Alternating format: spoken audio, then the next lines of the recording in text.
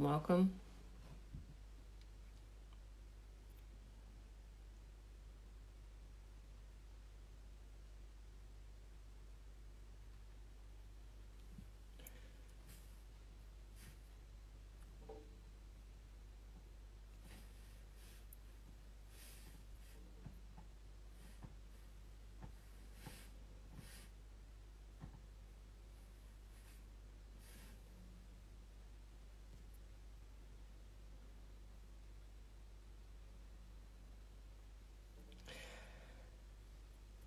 Everybody, to Meet the Experts, a new series from the Bridal Council. I'm Rachel Leonard, the editorial director. Today, hi Beth. We're meeting Hi. with Beth Chapman, who is the owner and stylist of the White Dress by the Shore, and her shop is in Clinton, Connecticut. How are you doing today? I'm good. How are you? Can you hear me okay? Yes, I can hear you great. Thank All right. you. Amazing. Amazing. So I have some questions to ask you. Sure. There's all these new engaged brides this season, and where do they begin? What are your top 5 tips for shopping for a dress before they come see you? Well, it's such an exciting time for brides. I mean, now is really the time to be shopping if you're planning on getting married, especially in 2022 or the fall of 21. So I really think my top 5 tips, the first one is to make sure that you secure your date and your venue. So those are 1 and 2, date and venue, because it's really difficult to shop for your wedding dress unless you can envision where you're getting married and the time of year of where you're getting married. It really sets the tone for your wedding, honestly. And then I'd really start to think about budget. And I know we're going to get into that a little bit and what to budget for your wedding dress, but budget is really important because that helps you to focus on the designers that you want to try on and the stores that you want to visit. And then I would say really start researching the stores that are best for you based on your budget, based on the aesthetic that you're looking for. You know, absolutely ask your friends, ask your family where they had a great experience or where they shopped for their dress, but then make sure that you go to the website and go to the Instagram and really get to know the store a little bit before you visit them to make sure that it's right for you, because that's really going to help with your experience. So what is that? Is that 3? That's 4? That's those are really, really great points. Yeah. So what does your store do, with all the precautions for dealing with the COVID these days? Because it's a different shopping experience, of It, course. it really is. And I think that's another tip is really research what the boutique that you're visiting or the store that you're visiting is doing because of COVID. We are taking COVID really, really seriously at the White Dress by the Shore. We're in Connecticut, and Connecticut as a state is taking it really seriously. So first and foremost, we pre-qualify and we ask some great questions of all of our clients who are coming in. One of the questions is we ask them where they're traveling from to visit us. And if it's outside of Connecticut and it's not in either New York, New Jersey, or Rhode Island, we unfortunately have to request a negative COVID test before they come in within 48 hours. So we are doing that.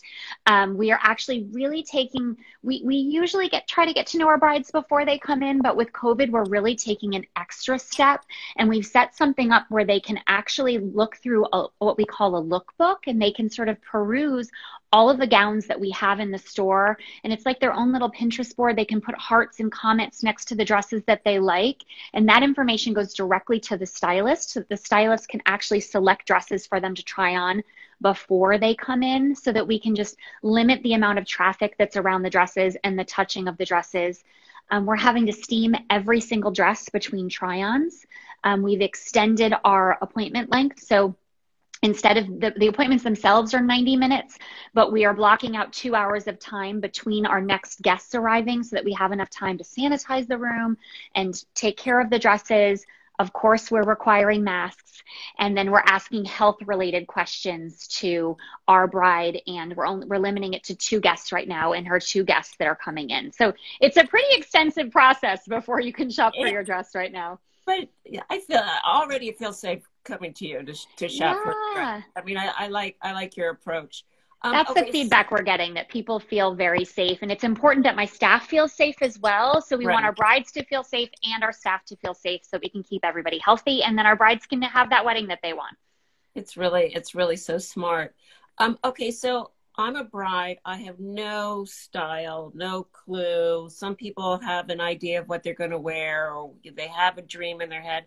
But suppose they don't. What do you suggest? You know, that's really challenging. And we hear that a lot from our brides, because in that pre-qualification process, we ask them a little bit about their personal style and what their vision is for their wedding. And I can't tell you, there actually are a lot of brides who say, I actually have absolutely no clue of how I want to look on my wedding day. So I think the first step is really to just do a little research, go on Instagram, go on Pinterest, and see what you're sort of viscerally attracted to. Like what jumps out at you that you say, oh my gosh, that's beautiful, and really just start pinning things and putting together a board, and you'll actually start to see trends. You know, you'll start to see that all of a sudden you've pinned mostly V-necks and fit to flares, or you've pinned mostly ball gowns. So you might not be able to verbally describe what you're looking for, but visually, when you're starting to do a little research, you'll see some things jump out at you.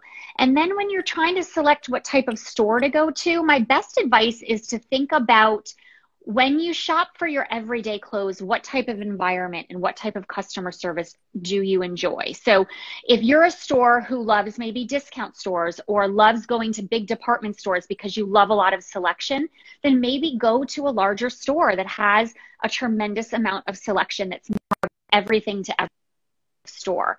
But if you're more of a boutique shopper, and you like an intimate experience, and you like more one-on-one attention, or you like things that are unique that nobody else has, then really make sure you're researching boutiques that are like that, because that's the type of store that you choose is really going to set the tone for your shopping experience. Those are such great points that you've made.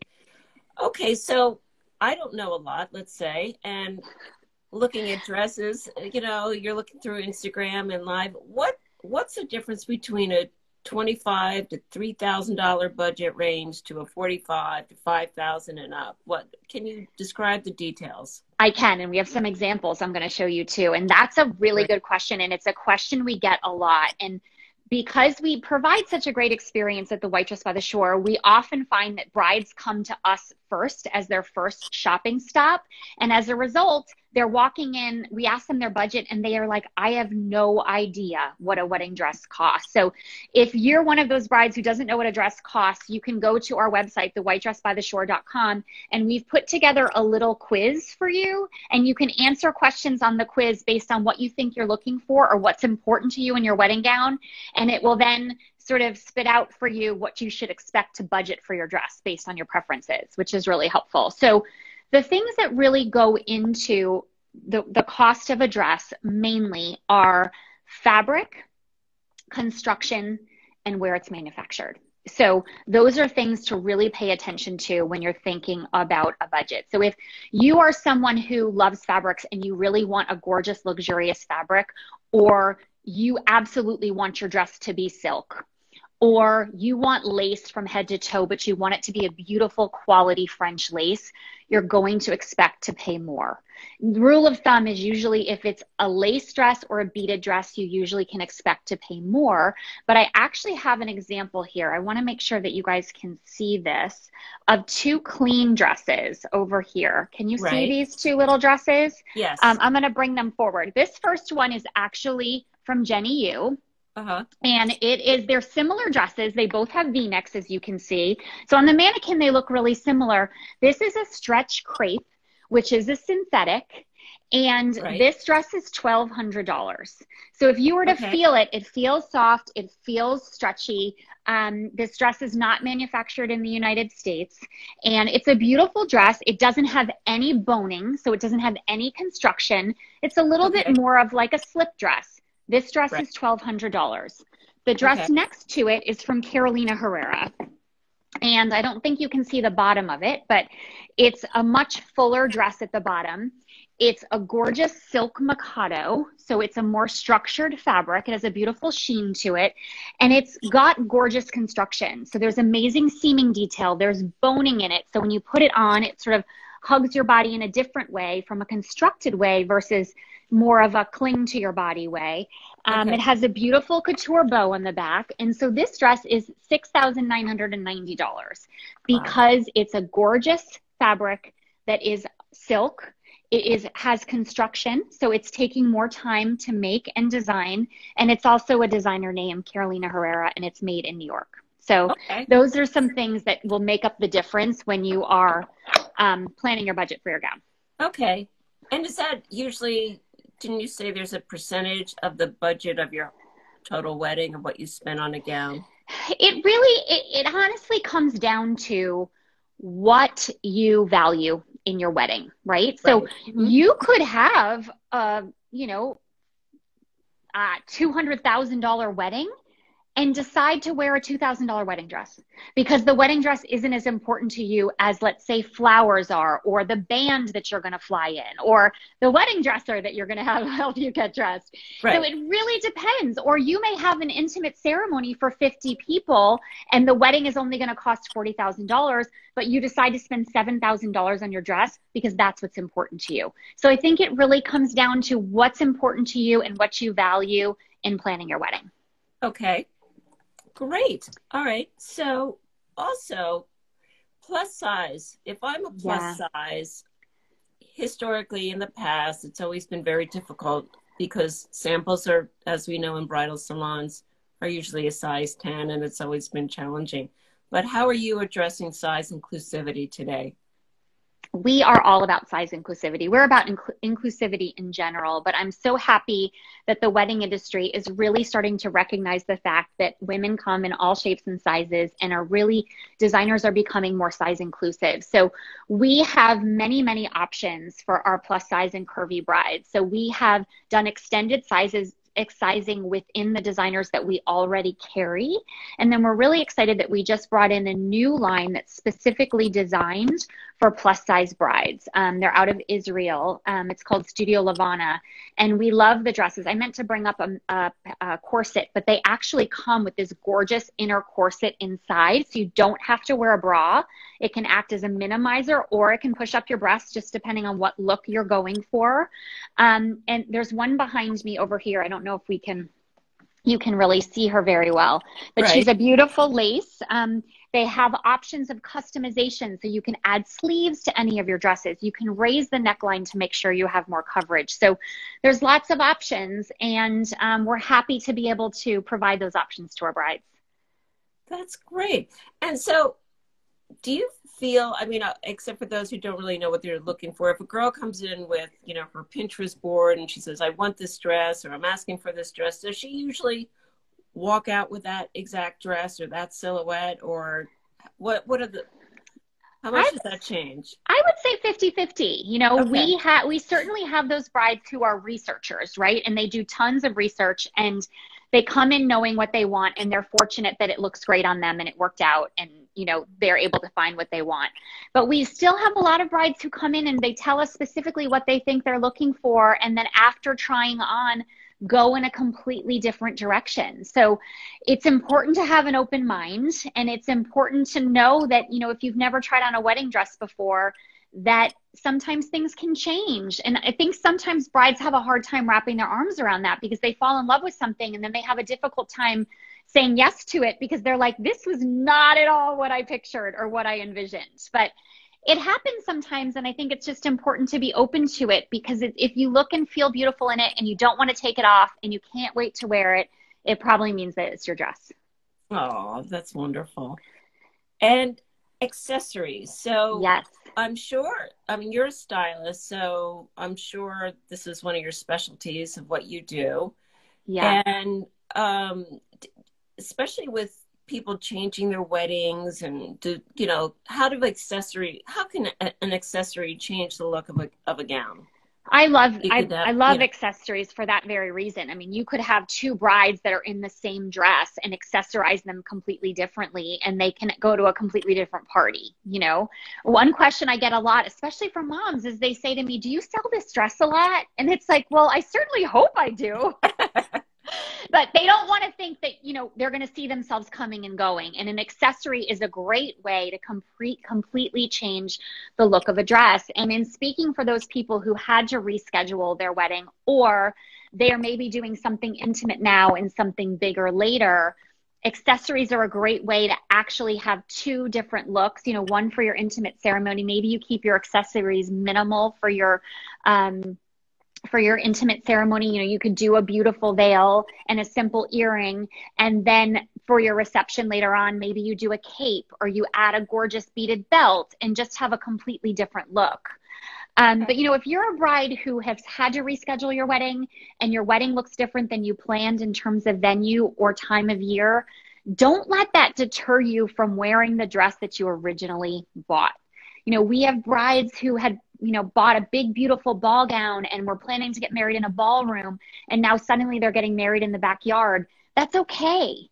It's your wedding dress and it's your wedding day, and you can make it whatever you want. And I think it's perfectly acceptable to wear a ball gown in the backyard right now.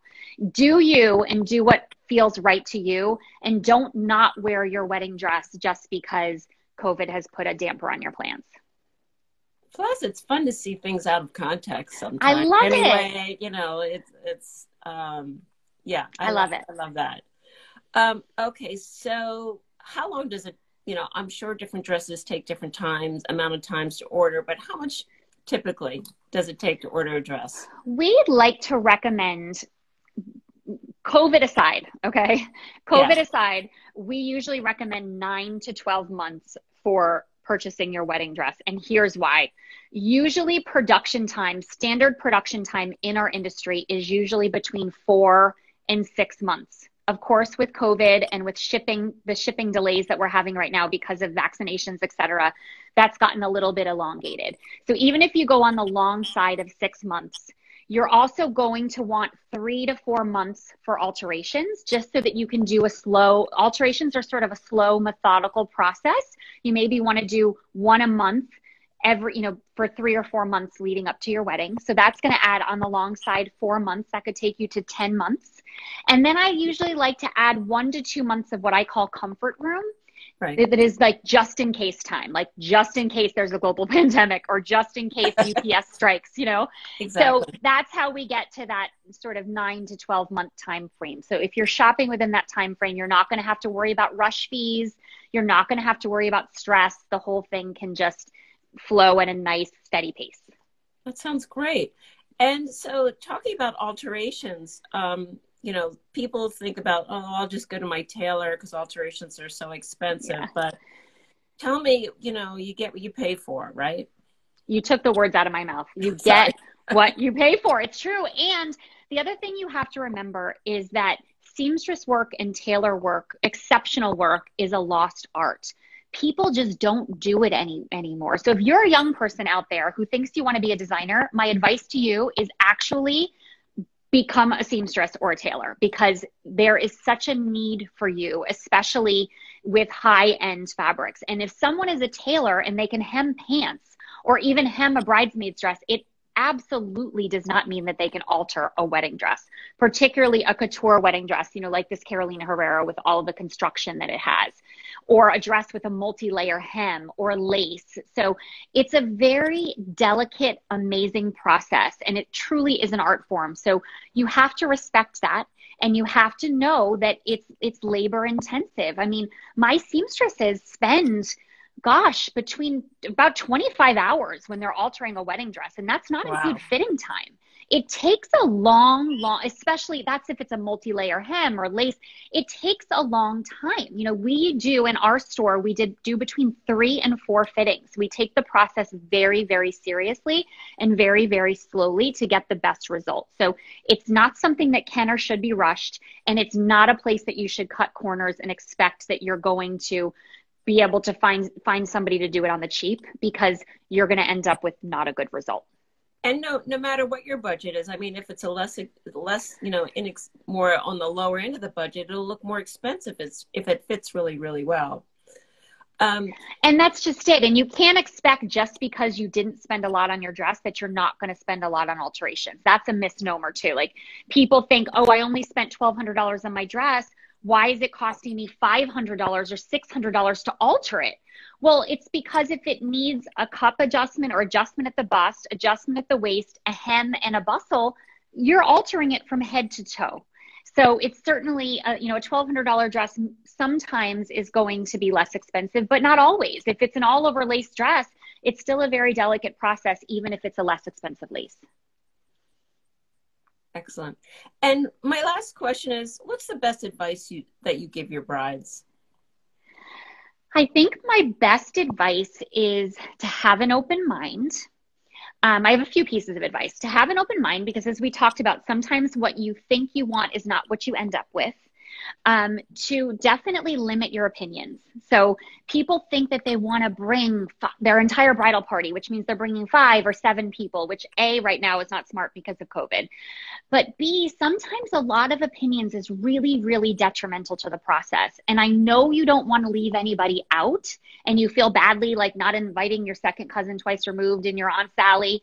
But ultimately, it's going for the bride. It can be very frustrating and confusing to get all of those opinions. So my best advice is to bring 1 or 2 people who really understand your personal style and also understand your vision for your wedding, the total picture of what you want the wedding to look like, and people that will trust in your opinion as a bride, because ultimately that's the only opinion that really matters in this whole process. Is if you love it and you can't wait to wear it, then it's your dress, and no matter what anybody else says, it doesn't matter. Thank you so much. That was such a great interview, and I really enjoyed it. And you're our welcome. First expert, and you were fabulous. Well, thanks for having me, Rachel. It was cracking me up when you were like, pretend I don't know anything. I'm like, but you know all the things. That's the thing. Well, years of experience, but I just wanted to thank you for taking the time and doing the setup, and we really enjoyed it. Thank you so much. Of course. I appreciate you very much. Everybody have a great Friday, and you guys can check the store out at thewhitedressbytheshore.com, and you can check me out at bethchapmanstyling.com. Thank you, Beth. All right. Thanks, Rachel. Have a great weekend. Happy Bye-bye. Friday. Bye. Bye.